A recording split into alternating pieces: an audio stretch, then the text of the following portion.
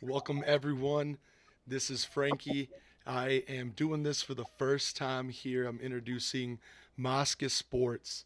The idea behind this was to really be able to highlight a little bit more of the community, the people affecting athletics around us.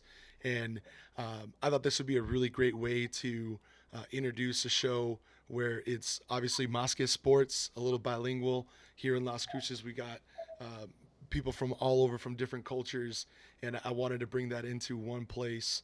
And here, what I'm going to be doing is really highlighting the stories and telling stories of people who are impacting our community, people who are important that we don't really get to see behind the scenes, and sometimes athletes as well. And so I'm really excited to uh, bring this on and present it as part of our channel of Campus Sports Media. Obviously, we're still going to be having a Mountain Echo. There'll be off seasons. There'll be times we're not showing or recording shows and highlighting athletics. And this will be something else that'll be going on there, so you can still continue to get content and still get to see we're doing stuff out there. So, really excited for that. This isn't just an introduction episode. Uh, I'm actually really excited to hit the ground running here. Today, I do have a guest with me that I'm going to get to be asking some questions, getting to know him a little bit more, and he can get to know me a little bit more. He's been a fan of A Mountain Echo for some time, and run into him around town, which is the best part. The best part about this is that it really is just people who you do get to run into when you're out doing something, whether you're getting a drink, you're getting some food, or hell, when you go to the game, you get to see the dudes on the court. So that's really exciting.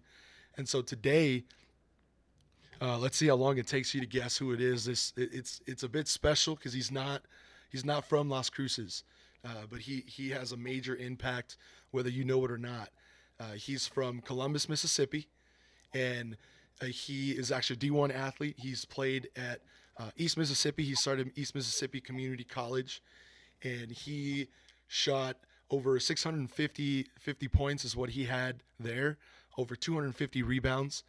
And after 2 years, he moved over to Sam Houston, where AKA where Coach Hooten was coach at prior to NMSU, and he helped them lead them to the best season they've ever had as a school, and ended up being number one seed in the WAC. And I remember him and the team really giving us fits back a couple years ago, and and then finally we'll talk a little bit about why this happened. But he ended up going to MSU, and he finished out his career there and was just lights out. He was able to go back home, and so now after his career, he went back, started coaching a little bit with Coach Hooten, and he is now with us here in Las Cruces, coaching under Coach Hooten, and it's a great honor and a pleasure to introduce to you Terrante Thomas. So without further ado, I just want to roll some highlights and let's get it going. What's up, brother? How Hey, you doing? what's up, man? What's up, man? Let me Appreciate let you me having me on. Yeah, of course. Let me roll some highlights on you here, just so I can put some respect on your name. Man, you are a baller. I was watching a little bit of these here. You sent this over to me, and tell me a little bit about this. This is 2017. How old are you Yeah, at that's this point right here? yeah, man. So 2017, that's my senior year of high school. Okay. I was 17, getting ready to turn 18 in that following December. But nah, man, senior year of high school, man, it was a great experience. I played with a bunch of guys on my team who eventually ended up playing Division One, who was in the younger classes under me. But man, we had a great team, great coach, great city, great atmosphere, and Mississippi always known for having underrated ballers who make an impact in the game on the highest level, mid major level, low major level, just whatever it is. So Heck yeah. No, that's dope. And I mean, you just yeah, I love that. And then this is all in Mississippi. I know we'll get into it a little bit. You got to travel around. So this was for your high school, right here. These highlights are for your high school. Then you started doing some competitive stuff as well. AAU, yeah, obviously, right? Heck yeah, man. Well, there he is, the man, the myth, the legend. You see him on the courts. You see him around, obviously helping out. We've at A Mountain Echo, we highlighted a lot of times how impressive it was. The coaching staff was always really involved. You could see coaches always using those. You guys, we say those guys all the time, but you specifically to do that. So I'm really excited to learn a little bit more about you, what you're up to right now. Right, there's no games going on, but that don't mean the work is over, right? But first and foremost, I mean, tell me a little bit more about you. What do people need to know about you getting started? Um, what brought you to Las Cruces, and why are you here in Las Cruces, man? Yeah, so man, I'm a very chill, laid back guy, man. A very unselfish guy. I always want to look out for others, you know. I think I want to say that God blessed me with the type of energy that, like, when I walk in the room, you know, if it's sad, you know, I can cheer everybody up, or when it's down or everybody arguing, I can bring everyone together like a peacemaker, or just uplifting everyone, you know. You know, some people always go through things on a daily basis, so you never know what people are going through. So I just think God blessed me with that type of energy to come around to, you know, uplift others and, you know, bring a positive light around. And you know, man, just about Las Cruces, man, I really like Las Cruces. You know, I've been here for 2 years now. It's going on three here soon. So man, I really like it, man. You know, the community always come out and support. It's a great vibe. It's a great scenery. As you see the sun hitting on me right now, I can see the mountains right now, the birds chirping. You know, so now it's a great spot in Las Cruces, man. And getting out here, you know, obviously Coach Hooten, he's the head coach here now, and I play for him. So, you know, after we had that season that you talked about, he brought me in. I was like, "Hey T, you know, I would love for you to come with me, help me build this program. Like, Coach, appreciate you, you know." So you know, just really thankful for Coach Hoon, you know, giving me the opportunity for to come out here with him and try to help build such a special program back into place on, you know, how they always used to win it traditionally. Yeah, what was that like? That first conversation, right? First you get the news. Did you hear it first from someone else? Did you have an idea that he was going to be leaving Sam Houston? Was there, question marks about what you would do next? Obviously, you wanted to coach because you had already left Sam Houston and then went back. So Yeah. what did Coach tell you? Um, did it take some convincing? What happened for you there? I think so. Like, you know, just me going into that, into the, you know, the coaching side of it. You know, that was my first year GA, so Hmm. you know, I was just had my head down, just working hard, trying to get better, learn from the other assistant coaches around me, learn from Coach Hoon as well. So I think for me that I was just keeping the head, you know, straightforward to help our guys get better. You know, on the court, off the court, keep them mentally sharp, and you know, so I was never necessarily like focus on like if Coach Hoon was leaving, because obviously Twitter's gonna talk. They're like, hey, New Mexico State in contact with Coach Hooten, but obviously like we never you know, talked about it, or Coach Hoon never talked about it. We just kept focused on our game and our season. Hmm. And when the season was over, he was like, hey, you know, I don't know if I'll take it, but you know, this the opportunity that presented itself. And it was like after the season, like a week after the season. So, you know, the thought process for me was like, hey, like I remember New Mexico State. I remember Coach Sean Buchanan. He's from Mississippi as well. He Yeah. played in New Mexico State, went to the tournament, played on a bunch of great teams. So, you know, growing up and seeing him and seeing how they was on TV, how they was always winning, and a bunch of guys go to the NBA, I'm just like, man, like this is a big time program. Yeah. So I mean, like I would love to go help Coach Hoon build it, and you know, it's just been a, you know, a special. Ever since we got here, you know, we got better from year one to year two, and obviously trying to make another jump in year three. But yeah, man, Coach Hoon didn't have to take much convincing at all. 'Cause like I said, it was always known traditionally as a, you know, great program, and I was just like, hey, why not? This is a great opportunity. Yeah, I think about that a lot, and I remember we've had some conversations about even the Pan Am is just really different. I can just imagine you pulling up, right? A lot of this, even the size of the gym is really different from a lot of the other schools in the Conference USA lineup that we have, right? In the schools there. I mean, that's pretty exciting. What does that feel like when you're there and that first thought of like, dang, I'm gonna get to coach it at the Pan Am, right? Was it Yeah. special as a player? What's that feel like? What was your first or your outside perspective on the Pan Am when you were first kind of playing and then now moving to coaching? Yeah, so my my first perspective when we came here and played you guys on New Year's of 2022, 2023. Yeah, the so when we came in and played them, just like man, like they just lost two home games, but it's 6,000 people in here. So just looking at it from the outside, and then again, like I said, when Coach Sean Buchanan played here, I was always keeping up with him and supporting him. Just Mississippi guys always support each other. So just seeing on social media, seeing on videos, seeing on YouTube, or like the crowds going crazy.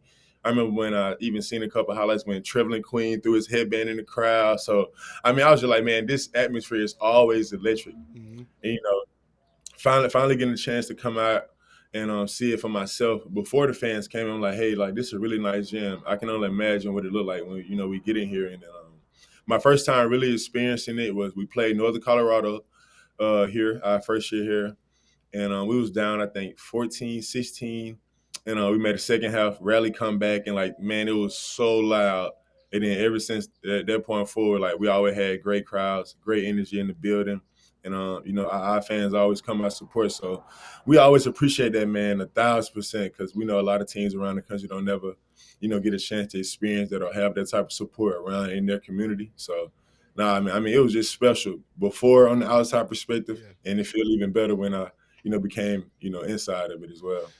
I can just imagine that when you're playing, you have that, you just get that adrenaline. You hear the fans go crazy, and you're right. I mean, 6,000 is that's a Tuesday afternoon. Yeah, yeah, yeah, yeah. That's That's what I'm saying. I Like can just that imagine was for like, you too. It yeah, hypes that you was up, and it's like, yo, we're gonna go no hard. students, no students at all. It was just straight fans, straight community. And when we got out here, like I said, man, I realized that this is a born and raised type of community, and a lot of fans, being since they were little kids and they're 50, 60 years old now. It's just that tradition of ongoing Mm-hmm. support that I feel like never end. Yeah, no, that it's super special. But um, we'll get into a little bit more of the coaching and things like that. I want to continue to kind of pick your brain about cruises and what you're doing because now, like you said, you're getting onto your third year here. What are your hobbies? What have you picked up? Obviously, very different from Mississippi. Uh, what is it that you're doing to kind of keep your mind off of practice, off of the recruiting that we'll talk about a little bit more. What have you kind of picked up, or maybe things that you're still doing that you were doing before? Some hiking or maybe some places to eat, or what is it that you do to kind of wind down and kind of distract yourself? Yeah, so man, like I had said in the beginning of the podcast, I'm just a very chill, laid back guy, man. So no matter where I'm at, location wise, I feel like I feel like I'll always do the same thing, unless like you come into a special place like this. So man, coming here, I picked up hiking. I never had hiked before. I never seen mountains like this. So picking up hiking. I also, just riding around, just taking a drive out to Dripping Springs, just to see the views, just to see mountains, just to get up closer, or even just going around and riding around to the Aggie Mountain, A Mountain. So I think those things are very peaceful for me, especially in the morning time. When the sun rises, and you get to see everything, and it's peace and quiet, and you might catch a couple of animals you might get to see. So Yeah, I think I, I some that think I maybe you think don't even want to look. You want to see. You might get a hey, snake or something. so man, I think just just picking up the hiking and the riding around and the peacefulness and seeing the mountains, seeing the views, and a couple food spots I really love. I like DH Lescombs. Uh huh. It's pretty nice. I like Zaffaro's Pizza. It's pretty nice. Mm-hmm. And yeah, man, I say those are my two favorite places that I go to. Just Liscone, that's a nice dinner spot. Yeah, it It's a is. great spot, great vibe, great food. And then Zaffaro's is a great spot. They have a nice scenery in there. The pizza is unbelievable. Probably the best pizza I had in Las Cruces. Hopefully, don't Okay. nobody get mad about that, but Zaffaro's is pretty good. So I think man, I'm just Like I said, I'm just a pretty chill, laid back guy, man. So I don't do too much. So like I said, the things that I picked up on, man, is the hiking, the scenery, and just seeing the vibes of the mountains, man. Yeah, no, the mountains. You can't beat it. I used to live in Dallas, and that was one thing that I missed was you just even when you're trying to figure out where you are in town, it's so easy to do it Mhm. around here because all right, Yeah. cool. Oregon Mountains are east. After that, you're good. You know where you're going, and Hmm. I would always get lost and like, man, you're just from a small town, and that's what always that would tell me. But it was awesome. Have you been able to go um, to White Sands? Do you go out there often? Have you been able to? I, No. I, I haven't been able. I mean, I rode by a couple times, but I haven't been able to actually go yet. But I made it to myself that I'm gonna go this summer though for sure. Okay. Yeah, Man, it's hot in the summer. Sometimes it's better in the fall, but yeah, it's a lot of fun. I know they have concerts out there sometimes, and so definitely check that out. It's incredible, man. You see it off the highway, and you're like, oh, there's gonna be, there's like some weeds growing out of the white sand or whatever. yeah, It's like, nah, man. It's like beautiful, perfect sand out there with some nice dunes, and so yeah, definitely check yeah. that out sometime. And I always seen like when they shot the Transformers out Uh there, huh. and Boys to Men did this song "End of the Road" music video out there. So, nah, it was always a lot of special things going on in White Sands for sure. Yeah. It, it's uh it's one of the wonders of the world for sure. But no, that's cool, man. And there's plenty of things for you to take a look at. I know, obviously, you get super busy with the schedule, and I mean, you only have 1 week off, right? A lot of people are like, oh, the off season, they got a couple months. No, sir, the work is not done. Uh, Um, it's it's it's more year round than people think. yeah, no, I'm learning that for sure, and I can just imagine it's only changed a lot more with the NIL stuff too, right? I mean, Hmm. it it's got to be harder to capture attention of players. Are you guys focusing more on high school talent, or are you guys trying to look at film now more guys in community college and JUCO? I mean, even yourself, right? You came from a community college. Is there now more of a stepping stone where you're taking a look at that, or is it just maybe some generational talent you see in high school? But who are you looking at, or where do you even start to do that kind of stuff? Yeah, so I think for Coach Hoon, he always done a great job of even when I played for Coach, he always done a great job of mixing like transfer guys with JUCO guys and with high school guys as well. Just from a culture standpoint, you can establish a lot by bringing in the high school guys who you can teach from day one how you want things to be. The junior college guys who coming in as more mature, probably more ready to play, but need to grow up in the sense of like the Division 1 lifestyle of the academics, the working out, the practice, the structure of everything. But I think for us, man, like I said, Cohun did a great job of always doing it in the past, and that's what we did here. We signed two really great high school kids that I think that's going to be really good. And then we had signed a couple Porter guys, but we went the JUCO route this year. We just didn't get a chance to sign any guys because we didn't Mm-hmm. think any of the guys that was out there at the moment fit our team and our structure, which was okay. And that's not to say that we won't take junior college guys because we always had junior college guys. Like I said, even when I played for Coach Hoon, I'm a junior college guy. Coach Hoon even brought along another kid that I played with in junior college named Dante Powers. He ended up being second team all conference in the WAC his last year. He came from junior college. Jaden Harris last year, Yeah. this past year team, he came from junior college. So Coach and I just feel like we're gonna do a great job of being able to peek throughout all high school, junior college, portal, prep, overseas, just whatever it is, just to help our team get better. We won't hold ourselves to a limit like, oh, we're only gonna take JUCO guys or porter guys, or just let's just sign high school guys. And like Coach Hoon does a great job of being able to spread it out and recruit from all areas and all different levels. So I feel like that's what always made us good. Yeah, no doubt. And I mean, it helps to have those guys like you, right, who just got done with their career as far as playing and went through that process. And I want to learn a little bit more about your upbringing, what brought you to that point, right? I want to talk about the recruiting process for you.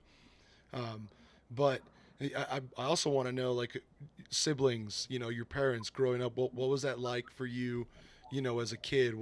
What for guys here in Cruces, I'm sure there's going to be some people, your family and people who've been following you forever that are listening to this, and they haven't been to Cruces yet, right? And then there's guys from Cruces that don't know where you're from and what that was like, and the schooling and all that good stuff. So, tell me a little bit about your family, man. What's your family dynamic like, and that growing up process for you? Yeah, so growing up, man, had my mom and my dad. I got three little sisters. I'm the one and only son. I was the first son, so I had a little, specialness to me just because I was Right. the first one born. But nah, man, very family oriented. All our family pretty close. Whether it's on my mom's side, my dad's side, we're all pretty close. So man, just growing up for me, man, Mississippi, more so the slow pace, lifestyle, more so country lifestyle. Like it's poverty. Um, from an academic standpoint, we normally are always behind average wise around the Mm-hmm. country. Health wise, we're always one of the last states in health. So I think growing up out of Mississippi, man, it take a lot of hard work, it take a lot of mental toughness and resiliency to stay focused and try to make it out. So but it's a great atmosphere as far as like if you just want to chill and lay back and just be around your family. It's a bunch of land out there that you can buy, build a farm or build a house or whatever you may choose to do. Mm-hmm. So, I had got a chance to experience both growing up, living in the city lifestyle and also living in the country where, when I was with my granddad and we would, I would help him, feed the cows, haul hay, just him teaching me the things outside of basketball, just him teaching me how to change a tire or just all those small things that life lesson that you'll need just outside of sports. And my family, they're real big in the church. So my granddad's a preacher. I got five great uncles that's preachers. Like everybody in my family does something in the church, whether that's a deacon, usher, playing Nice. instruments, whatever it is. So growing up like that, man, it really, helped me a lot. Especially moving away.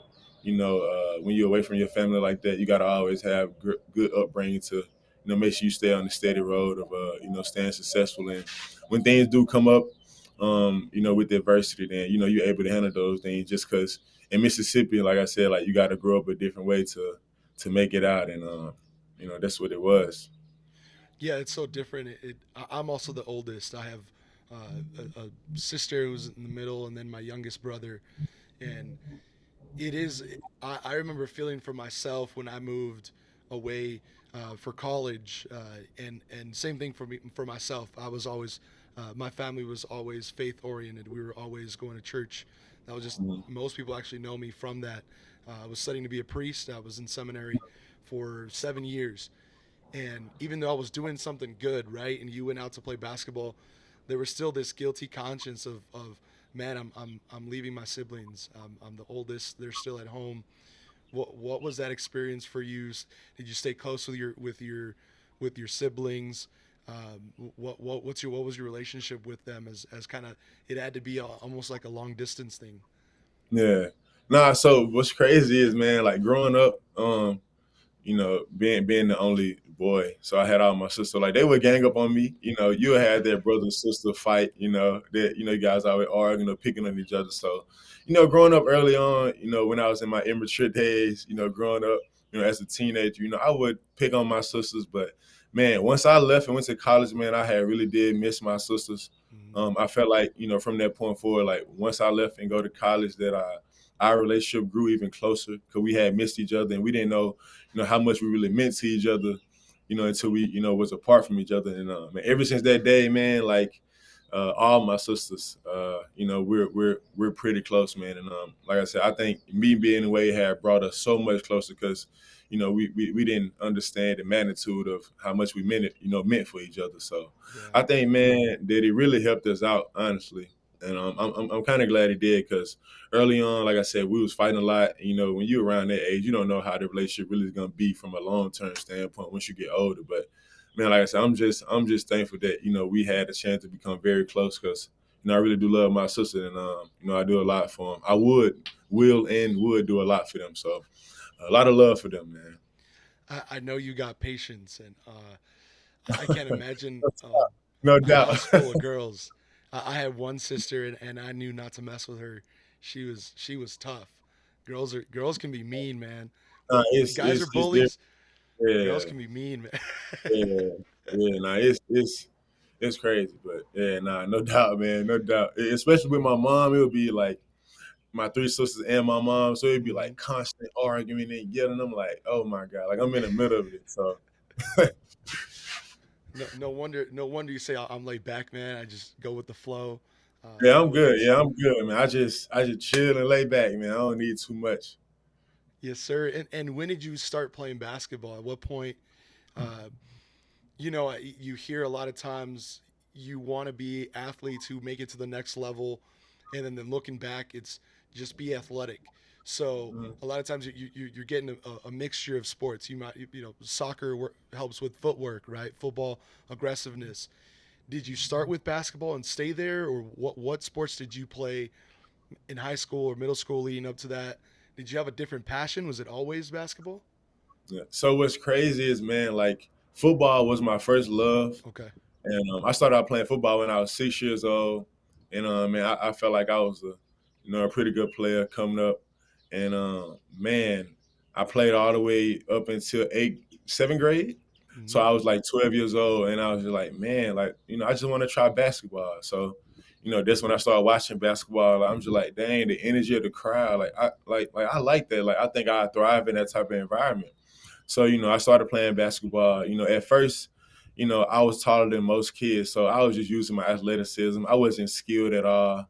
I couldn't shoot. I just played hard because of football and, just play harder than guys, to be more aggressive than guys. A lot of guys don't like contact. So I think football helped a lot, man. Like I said, it was my first love. But, man, once I seen basketball when I was 12 years old, my whole mind and perspective changed. I went from like a whole 360 of like, oh, I love football and Sean Taylor, he's my favorite player. Randy Moss, my favorite player. And then it went to, hey man, Paul Pierce, my favorite player. LeBron James, my favorite player. Like, I want to go out there and play basketball. So, man, just growing up, I was playing football and basketball. Then, once I got to high school, I just, my high school coach, he said, hey man, you got a chance to start as a freshman, really have a good career. And I'm just like, hey, like, why not put all my effort into basketball at this moment? And I did that.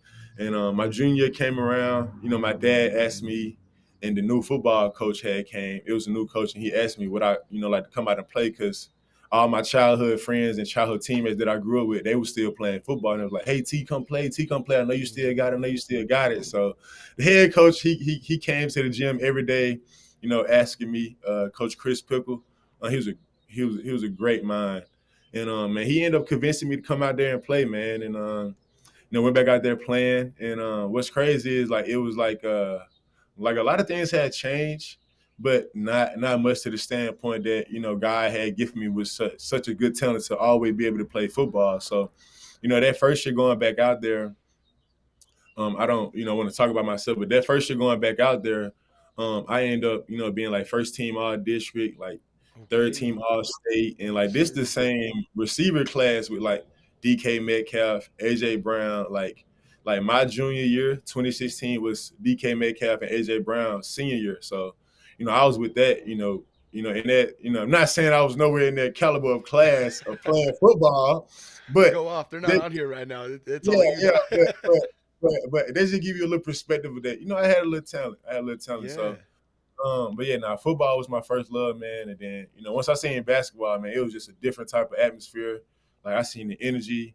You don't have to wear a helmet. People see your face. Like they actually know who you are. Yeah. So I think basketball just had hit different, and that love and passion was just totally different. Just because, like I said, I wasn't, skilled at all. So I had to work my butt off from being like a 6'2", 6'3", 5 man to being able to be a point guard or be a guard or being able to shoot or being able to handle the ball, being able to do just so many things on the court. So I think just working hard to that point, just my passion overcame my talent for football Hmm. and my passion and my love for football. So I had both, but basketball ended up outweighing it for sure. Did any scouts recruits? I come from baseball, so it's scouts. Mhm. What is it? Recruits, whatever. Any Yeah, like college. colleges that, yeah, Yeah, yeah. college coaches. Did they come knocking at your door for football too, or was it They always just really? did. They did. It was crazy. They was just like, man, you got great size. Like you can really be this, you really be that. My passion just wasn't there for it to, play football in college.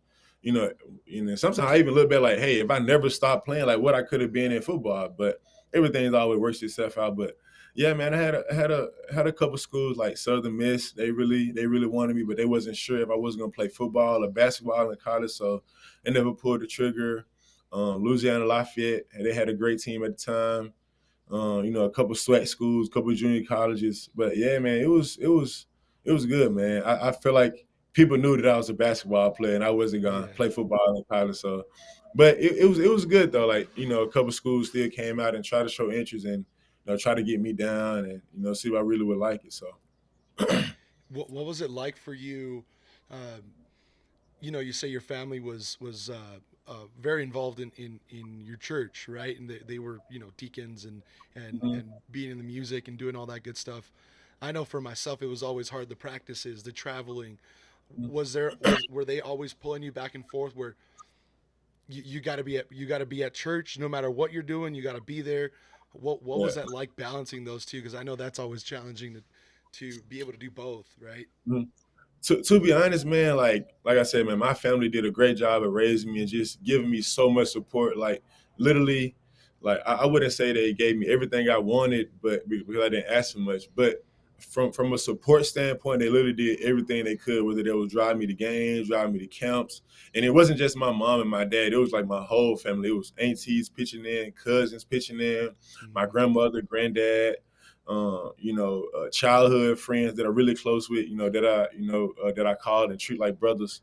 So I just think, man, everybody who around me and everybody that was in my circle, they literally all helped me, get to the point to where I am today. And I appreciate it, man, because, not one time did they say, oh, no, I can't do it. Or, oh, no, I can't do that. Like anytime I need to get to a practice, a game, a flight, like whatever it was, like no matter how far it was away, like, they always came through. I remember one time I was in Atlanta and our tournament was done, and my dad had to go back to work. And I'm like, "Hey, Auntie, could you come pick me up after the game, our tournament?" And she was like, "Okay, I'm leaving from school," because she was at school at the time, Wow.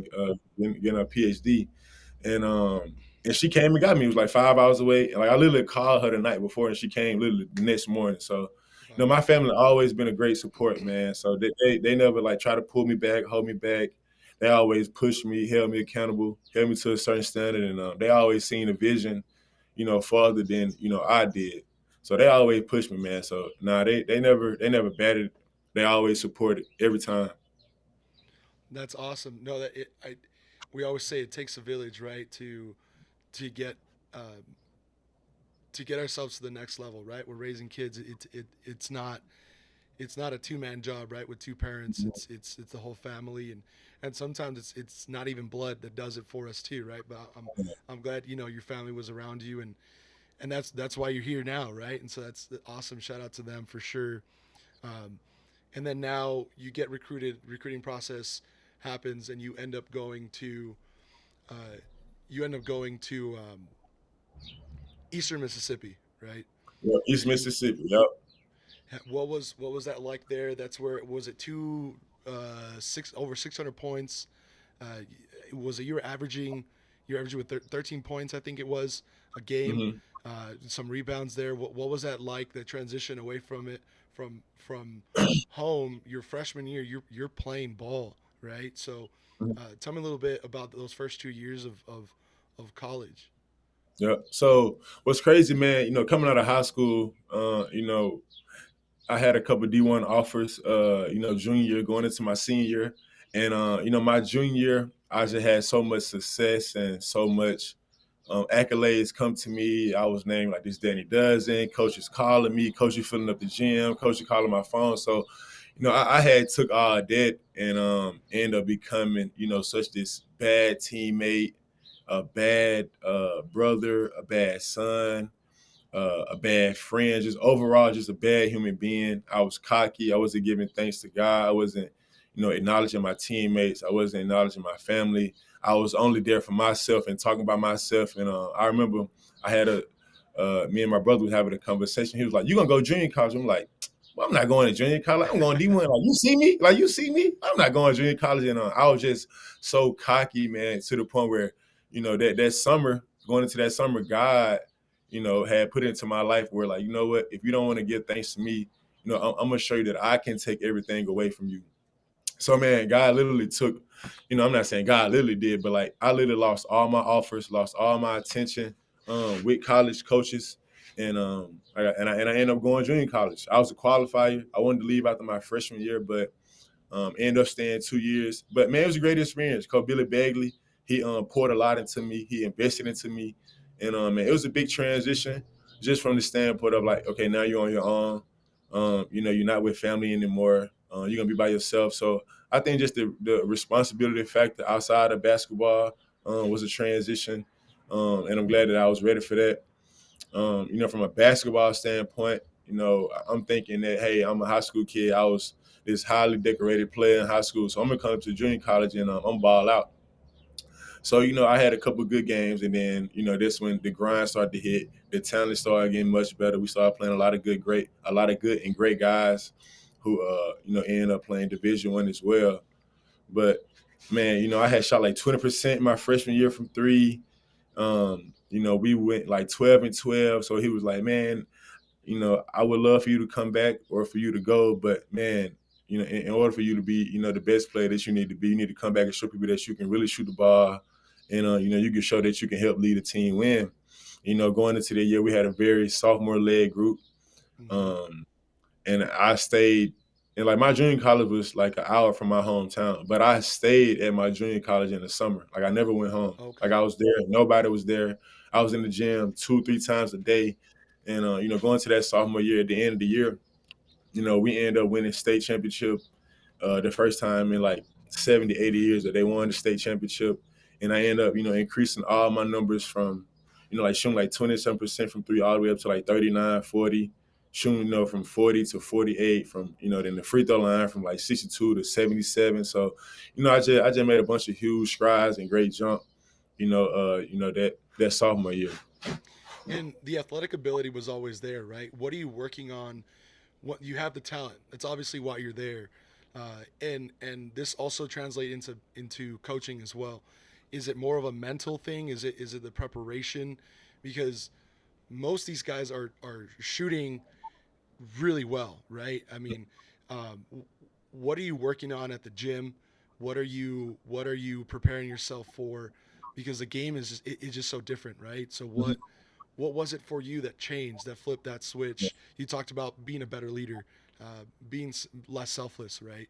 Uh, are those things that you can work on, you practice on? Is that who helped you get to that next level for yourself, right? Yeah. From a skill standpoint, I think the jump was and the jump be for kids and guys is that the mental preparation is the putting the work into the gym, trusting your work, and then I think just the having the confidence, man. Like if like my freshman year, I was really big on like, oh, I'm in the gym, but why I'm not making shots? Like you question yourself. Just that mental aspect of it play a lot because once you start questioning yourself, it's a lot that can go downhill from there. Like a lot of guys can have a lot of great talent, but as soon as they get to question themselves and question their talent, question their ability, everything can really, go down and spiral really fast. So I think, man, just being around, guys, coaches that help me, stay mentally sharp to the point where like, hey, pouring the confidence into me, like, hey man, like you put the work in. I don't care about you missing. You shouldn't care about yourself missing. So don't even worry about it. Like don't trip. So I think just to putting the work into the gym and then, just having that confidence and also having a circle around you to always pour confidence into you and also hold you accountable and hold you to that standard as well. So, I think, those the, be the main two things, like you said, just the confidence part of it, and then the mental preparation. And then also, like you said, like it's a big time difference from like practicing by yourself and shooting by yourself, and then going into the game. I just think, a lot of people probably underestimate like how big your mind is or how important your mind is and the vision and the imagination. Like it's really true. If you want to believe it, you got to see it first. So like if you vision in your mind and see it happening, it'll come to fruition. It was times I was in the gym and I'll be doing a certain move or I'll shoot a three and I act like I'm celebrating right out there, or I act like I'm running back on defense, or I just act like I'm just in that mind frame of in the game. So I just think, the imagination, of having that vision, really, really can take you a long place, man. So I just think all those things most definitely had helped me as well. Yeah, I got to spend some time around a lot of golfers, professional golfers, and they talk about the mental all the time. A lot of them are going to some type of sports psychologist or something to really help them. And man, that's huge because yeah, like you said, you start doubting yourself, you start second guessing it, and even that slight little hesitation when you're going to shoot it or you're going to drive, it's a big difference.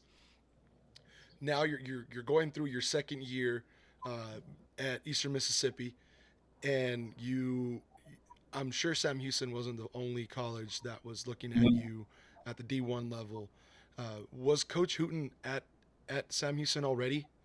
Yes, He it was there. was. Okay, Yeah. so he was reaching out to you. What was that process like in your decision to go to Sam Houston? Uh, Man, I had a couple schools, obviously, like you said, but man, Sam Houston, they had just came off a regular season championship and they went like 16-2 in conference. They had a kid who won Player of the Year. They had a one kid who won Newcomer of the Year. They had another kid who was like all conference. So I was just saying like, that's the type of winning culture and type of winning basketball that I want to be around. And also just seeing how he let his guards play and throughout the recruiting process, every single coach came to see me. Coach Mudge, who's the head coach there now at Sam Houston, Mm-hmm. Coach Chuck T, the assistant at the time, he's the head coach at Coastal Alabama North or Junior College. He came to see me. And man, it was just the whole staff came to see me numerous times. Coach Mudge came to eat down with my family in the country. Coach Hoon came to a couple games. Coach Mudge came to a couple games. Coach Chuck T checked in a couple of times. So man, just that constant support, that constant, showing love of, prioritizing me, that they wanted me, in their program. And I just felt it as well, just from a standpoint of like the culture, the beliefs, the lineup, the toughness. And then, like I said, they had just came off an excellent year of winning. And I just wanted to surround myself around it because we had just came from, winning the state championship. So I just wanted to continue to be somewhere where that same culture was held and even held to a higher standard. I realized once I got to Sam. So Mm-hmm. I just want to be around winning culture, man. That's it. Yeah, no, that's it's got to be nerve wracking to make that decision, right? Because you only make it once. Hmm. I think I saw that you had to miss a couple games because of the transfer portal and getting in there. I think it was 8 games that you missed, the first 8. Yeah, yeah, yeah. When I had went back home to play. Yeah. Oh, it was Yeah, back home. You're right. It was the yeah, second time you had gone. yeah. Um, but the reason why I brought that up is the world of transferring and getting all that is just so different now than it was back then. I mean, it's only what 8 years, 7 years, whatever. Mhm. Um, it's got to be a stressful time to make that decision. Um, and I don't want to completely skip over the Sam Houston. We could talk a little Yeah. bit more about your Uh, experience there with Coach Hooten, especially transferring over. But something that I thought was really important, I want to give you that time to talk about, is that while you were there, the reason why you ended up going back to Mississippi, you had some loss, and it was a.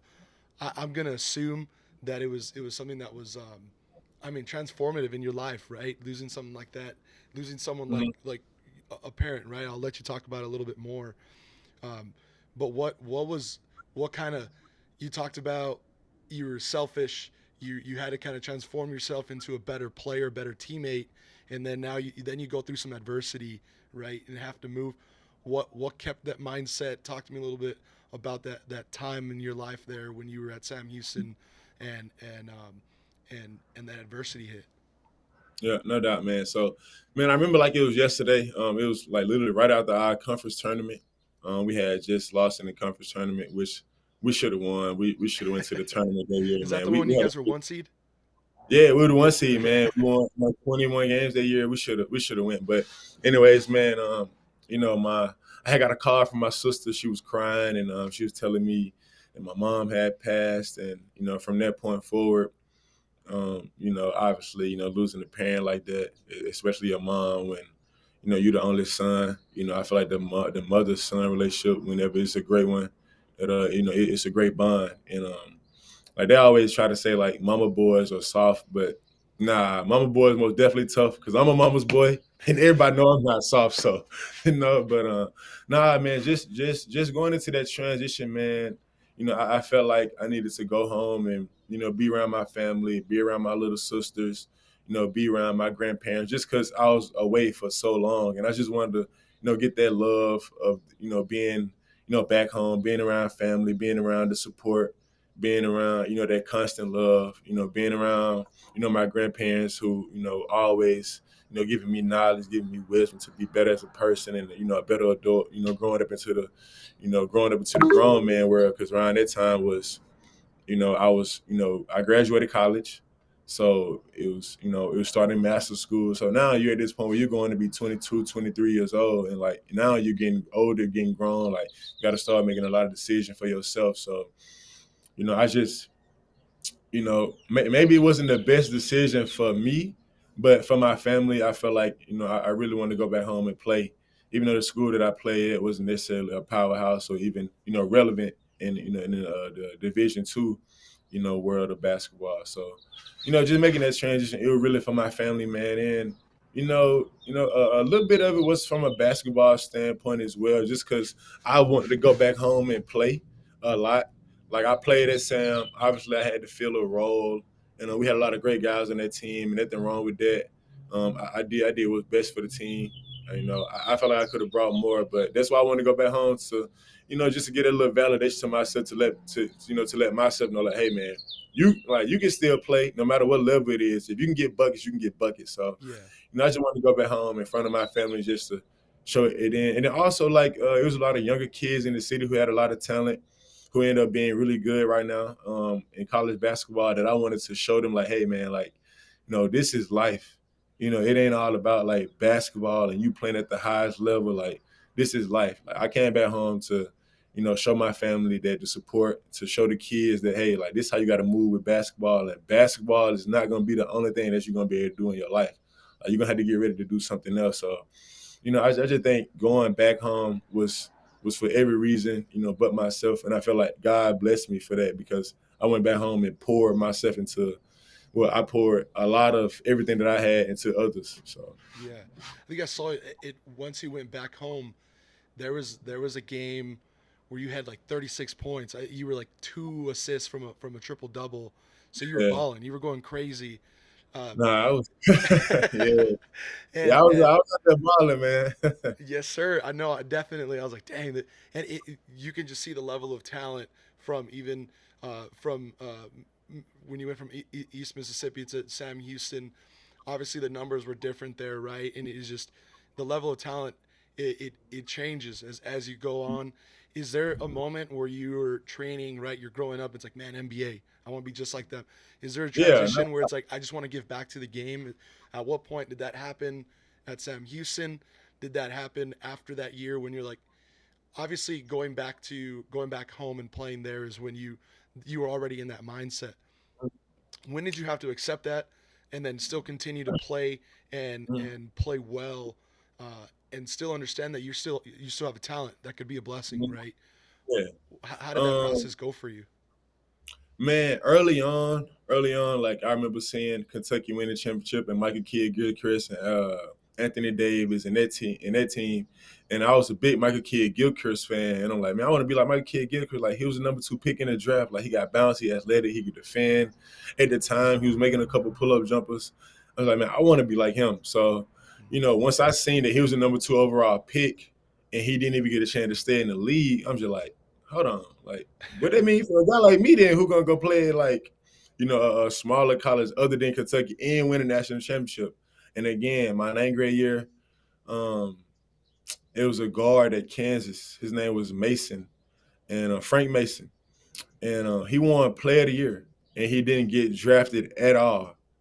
And he won Player of the Year, so that's when I was like, okay, okay, it started to hit that maybe I'm not gonna be in the league because this kid just won National Player of the Year, and he didn't even get drafted at all.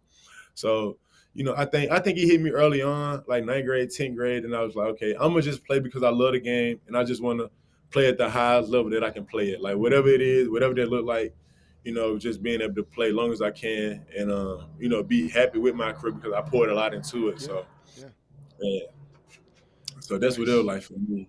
So, at what point did you decide that coaching was something you wanted to do?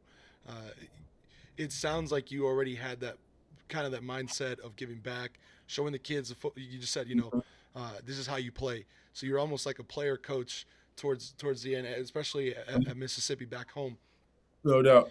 Um, was it something that you? When did that conversation start with Coach Hooten or with anyone else where you wanted to do this full time and you wanted to move to that spot there? Yeah.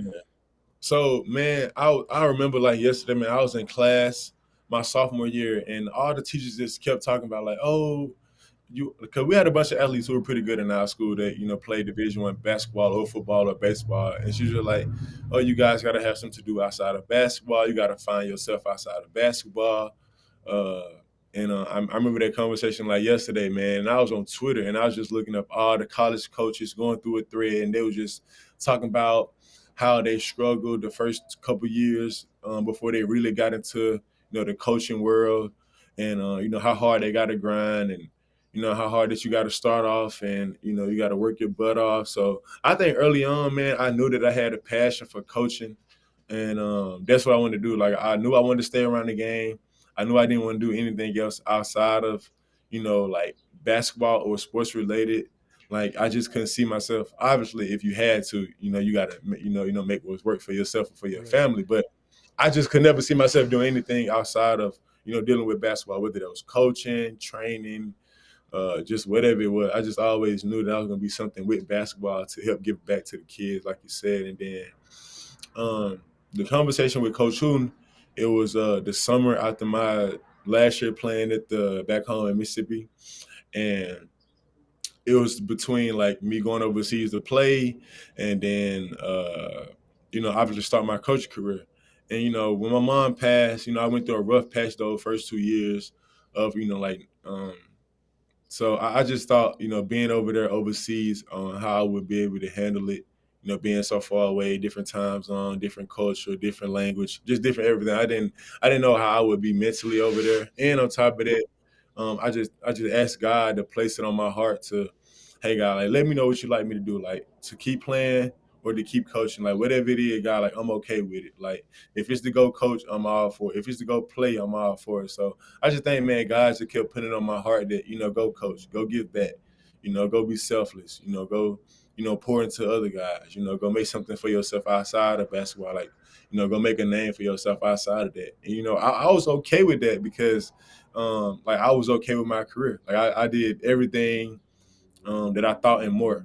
I did a lot of things that a lot of people from my hometown or from Mississippi period or just around the world in general didn't have a chance to do, and I was able to do that. So I mean, that's how I looked at it. A lot of people was mad that I made the decision to stop playing basketball because they saw the talent was still there. But man, I just thought that it was time to go ahead and get into coaching and start my career, man. Do you still play? I can imagine you could still get a bucket even here. You're coaching these guys. Do Yeah, you strap them up still, and you're still balling out a little bit? yeah. What's your play life like now? Man, I play a little bit now. I played a lot my first 2 years GA, Okay. especially this past year when I was in GA. Last season with like the Femi Odekele team and Jordan Ross and Casey Agu, and I played a lot then because obviously we had a lot of unfortunate circumstances happen with our team.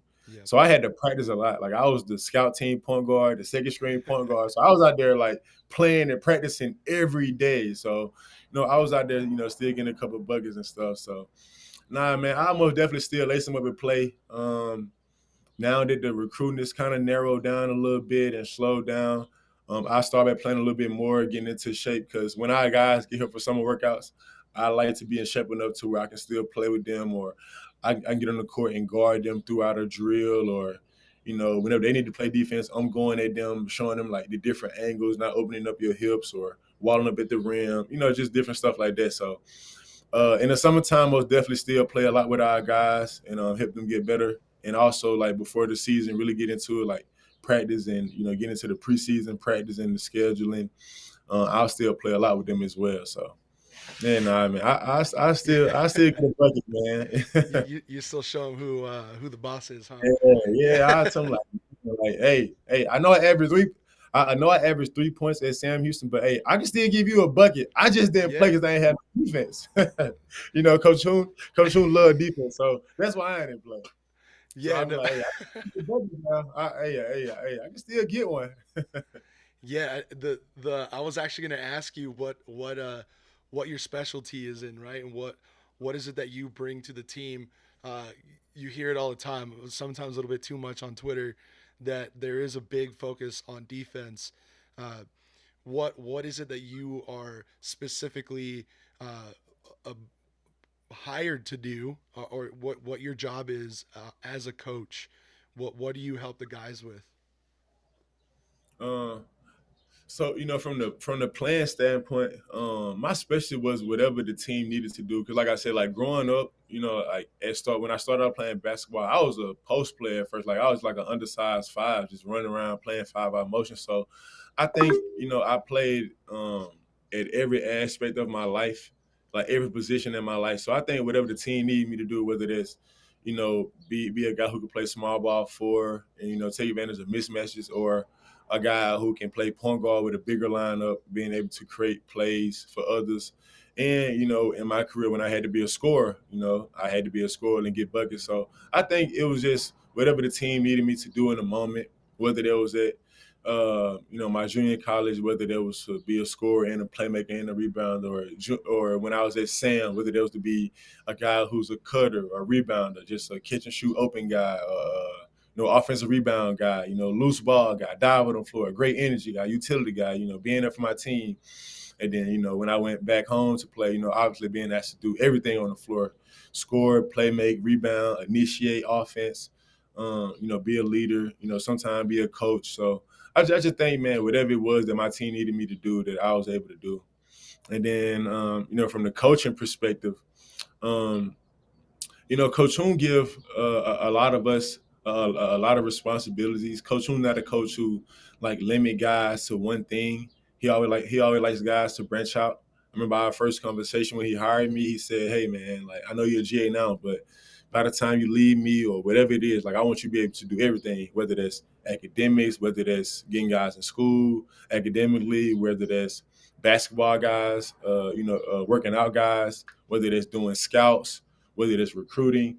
So I think Coach Soon did a great job of helping me and having others around to help me, be able to see every perspective and not just do one thing. So, now I've been in a position where like I be in the gym with our guys. If you see like Zadi and Peter mentioned how I'm always in the gym with them, and the recruiting aspect, I got a chance to recruit this off season, and we did a great job of signing a couple guys.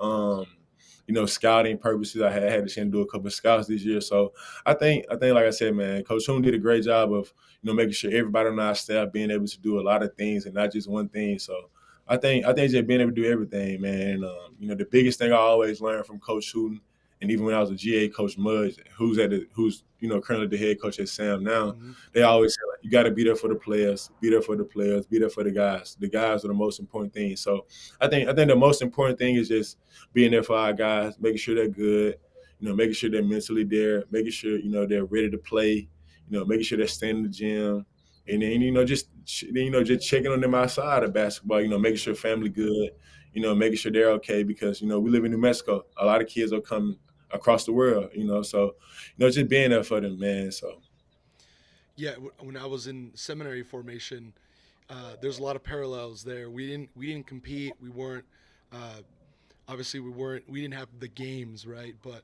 um, we always had different pillars of formation. And mhm. the physical is there was four. So it was the physical, the spiritual, there was the academic, and then there was the human. Is there different pillars in that sense of as a coach saying, okay, we got the physical part, right? The team all that. You obviously have the academic and the human. How do you divide that up? Is there an intentional way to divide it up, or does it just happen naturally? What how do you make sure that the entire person is being formed, right? Because they're going to school too. They're Hmm. we're all still being developed to be, to contribute to society Yeah. still, right? Mm, So that's still a responsibility of a coach, and that's the yeah. blessing that has it. That's why I've always loved sports, because it all translates to life. So do Yeah. you guys go Yeah. through those things too? Yeah, yeah, yeah, no doubt, man. Like, man, we still go through life things and life struggles as well. But I think just helping out our guys. I think most of the time it'll happen organically, just because if you used to being around your team and used to being around your players, you can pick up things from them. You could tell when a kid having a bad day. You could tell when he's struggling academically. You could tell when he's missing his family. You could tell when he's mad about not making shots. You can tell that he's questioning himself. You can tell that he's putting his head down, or you can tell that um, he's just taking things a little to heart. Instead of like listening to the message, instead of putting his feelings into it. So I think man, it'll happen organically, but you can also lay it out and pull it out as well. You can start off whenever you see your guys, you're checking in, how you doing. Obviously, they'll roll over into class, and then they'll roll over into practice, and then after practice, they'll wind down, get into either they're gonna get shots up or wind down and talk, and then and then move on throughout their day. So I just think throughout the day, you can literally check on them at any point in time, like, hey man, you good this morning? Or hey man, how was class? You good? Like, you passed your test? Like, you need any help? And then obviously it's headed into practice. Hey, how your body feeling? You good? Like, Mm-hmm. you ready to practice today? Hey, I know this is the third day in a row that we're gonna practice, and it's gonna be a long one, but are you ready to go? Like Yeah. let's get there. Let's get there. So, and then once practice over, you're checking in on like, hey man, like, your family good back home? You good? Like, I know everything good with you eating wise, but you want to let's go grab lunch or let's go grab dinner. Like, let's just talk. I'll be your listening ear now. Because most of the time, coaches, we're always telling guys what to do. We're always telling guys do this, or you ain't do this, you ain't do that. So I think just letting them know that you care about them outside of basketball, and just taking them to dinner, or just walking around with them, or just sitting in the gym with them in practice. Just letting them talk. Just be a listening ear. Let them tell you how they feel, or how they go about things, or their thought process, because you can't coach everybody the same. You can't have the same conversation with everyone. So I think really just pointing to your guys like that, man, as well. It's so important, and that's the difference between going to a good school and a great school, right? And for parents, because a lot of times, let's say they're high school, or I mean 20, you're still just a kid. You're still learning about life, right? And Mhm. a lot of times the families are entrusting their child to you as a coach, right? Mhm. And so that's super important. Uh, Here, wrapping up, I know we've been talking for a little bit, but I really, one of my last questions that I wanted to learn a little bit more about is looking forward into the next season. Uh, Obviously, we lost a couple guys, and we're gonna gain a couple more. And I see, on Instagram, on Twitter, you're sharing guys that have committed to us who are going there. Who are you excited about? Give us some names. I got my pen out. I'm gonna write it down myself. Um, who should we be looking for next season to be contributing to our success? We gotta win. We gotta win. I almost said the WAC. We gotta win Conference USA. Yeah, no what doubt. what are we looking for this year? Man, from a team perspective, man, I think we're going to be able to score this year. I feel like we did a great job of signing some guards who can really get downhill and score, and also bringing back Gabe. Gabe was a big integral part for us coming down the stretch at the end of the season from a guard standpoint, creating plays from himself and others. But Elijah Elliott, he coming from Southern Illinois, he coming off an injury, but being a proven scorer. He's a junior college guy. He was a Mm-hmm. Houston, Texas guy. Coach who knew him a long time. Obviously, coach him from Texas. Got a kid, Jamel Jones. He averaged 19 points per game at Cal State Bakersfield. He was newcomer year in the Big West. And then we signed a kid from Mississippi, D2. His name Chris Terrell Jr. Mississippi kid. He averaged 21, scored 20 or more points 20 times. He was first team all GSC. He scored 42 points in the game against Auburn Montgomery, who's always known as one of the best D2 teams around the country. Um, and then from a forward and big standpoint, we got Kyrie Mullen coming from Hampton, big time rebounder, big time presence in the paint, being able to finish, and he's versatile. He's not gonna be able to make plays and initiate offense like Peter, but Mhm. he's gonna be able to dribble and make plays for others, but just not to that degree how Peter was. At times we had Peter playing like point guard sometimes, so He did everything, man. Yeah. yeah, so and then from our forward standpoint, again, like I said, then we got Julius Mims coming from Idaho. He's a freak athlete, like big time NBA athleticism, high motor, versatile defender, being able to guard 1 through 5. Um, and being able to stretch the floor as well. And then another kid, we got Sir Malone coming from East Carolina. He played behind a first team big in the American Conference, and but it's really a lot of promising for him. He's long, he's athletic, got great size, great feel, got great character as well. So I think just looking forward into this upcoming season, I think we're going to be able to score a lot more, and be able to put ourselves in position to be able to make shots, and we just got to finish up this recruiting class. Just with one guy left, we got to get another guy who can, knock down shots and be a guy who we can depend on to, make a lot of shots. So I think we're doing a good job of closing in on that right now. But that's the overview of our team. And then I don't want to forget about the guys who coming back. Yeah. Like I said, Gabe Pickens, he was very big for us down the stretch at the end. Jacoby Osborne had got a chance to play and came up huge for us, even when we played Jacksonville State at Jack State and they didn't lose a home game all year. And Jacoby guarded the player of the year in that game. Pierre, he had 6 points, 8 rebounds, played 21 minutes. So that was really his coming out party, that whole Was trip he right was there. he hurt early on in the season? No, he wasn't. He just didn't get a chance to play just because we had so many guys in the Yeah. rotation. Yeah. Once you're a freshman, you can get lost a little bit. But man, he came on huge for us. We would have not been where we were at the end of the year and closed out the season how we wanted to if it wasn't for Gabe Pickens and Jacoby Osborne. And we brought in Anthony Vachesh, who came from Sam Houston, who played with Coach Hooten his freshman year my first year GA. So, we got some talent coming in. We got some guys, some culture guys coming back. And then we bringing in 2 great freshmen, Augustine from West Edge Academy in Utah, and then Omar Smith, who we really high on. He's a Baltimore kid. He got great size, 6'5". He can shoot the peel off the ball, and he just won a state championship with his dad. So man, we're really excited about him. So man, that's our team, man. It. I was seeing. I was a bit confused. I didn't know if uh, uh, Pete had another year of eligibility. Is he going somewhere else? What's he up to now? Peter actually just went home last week back to Hungary. He's gonna be able to play overseas and get a great contract, Okay. whether it's playing in his hometown in Hungary or playing somewhere else. But yeah, Pete's done. I was kind of sad he done. I'm like, man, I hope they pass through because, me and Pete had got a lot of close man this past season, and he was great for us, man, and he was a great person off the court too. Very caring person. So but losing him, it was hard for us. But I felt like we did a great job of replacing him as a whole and bringing in a lot of great guys around.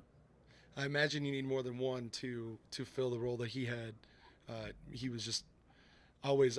I really liked him. I had some friends. We had some season tickets in the front, and I didn't really know much about him. And then I started texting some of the boys. I'm like, yo. I was like, how do you say his last name, Filopovic? And finally, they said it on the intercom. I was like, Filopovic. Yeah, But man, he Filipovich. he Filipovic. Yeah, I was like Filipovic. Um, Yeah, he was on the floor, man, just like busting, just getting down there and trying to do what he needed to do. So I really liked him, and I can imagine it's gonna take a little bit of time to develop somebody to have that effort. And he was solid. I really liked him a lot. Um, yeah. Now big time effort, big time skill for sure. yeah, for sure. Uh, well, I mean, my last question, something to wrap up that I want to do is if you had a time machine and you went back in time 5 years, just five. Don't want to go too crazy and do too much future telling here, but just 5 years ago, what's something that you'd want to tell yourself? Uh, of what you're doing now? Something you wish you would have known back then. What's that? What's that message you'd give yourself? Man, I think it's something that I live by still to this day, and I try to, spread around as well. I think, 5 years ago, I tell myself like, don't make no decision with your emotions, because a lot of emotion decisions can put you into circumstances that you probably can't overcome, or that you can overcome. It's just gonna take a lot of, hard work or a lot of things to go your way. So I think, man, just, not making a decision with my emotions, man. It put me into a bunch of circumstances that I, shouldn't have been in, and you just need to be in a better frame of mind whenever you want to make decisions, especially important decisions, especially as you get older, because it's a lot of decisions that's going to happen and have to be made that's not only going to affect you, it's going to affect others around you, especially when you get a family or get people who really care about you, and it affect them as well.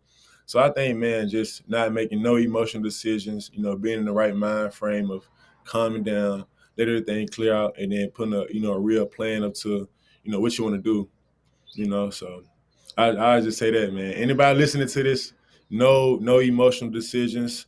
Always try to think it out, sit down, take a deep breath, really plan out what you want to do or what's your next step of plan and action. Just because, again, it's a lot of circumstances that if you make emotional decisions that you can't come back from.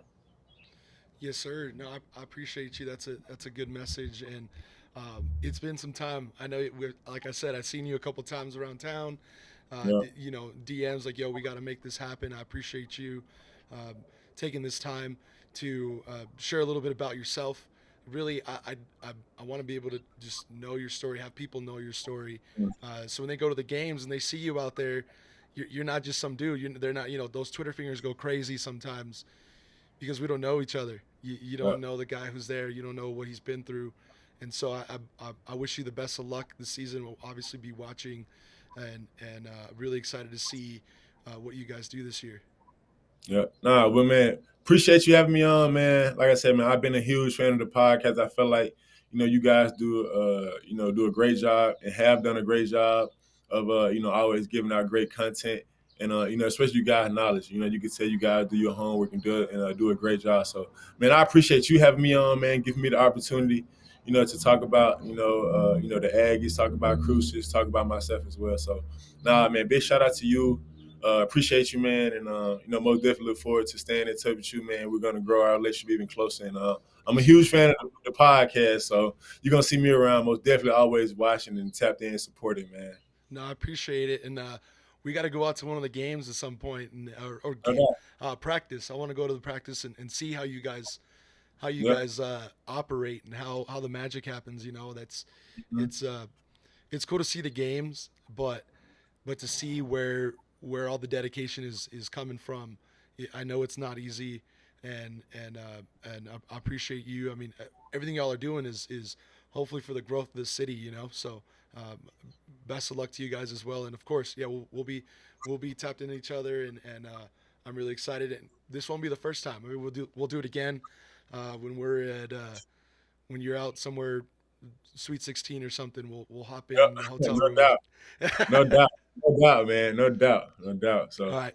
Well, appreciate you, appreciate it, man. guys. Go follow Terryonte. Follow us. We'll be posting this soon.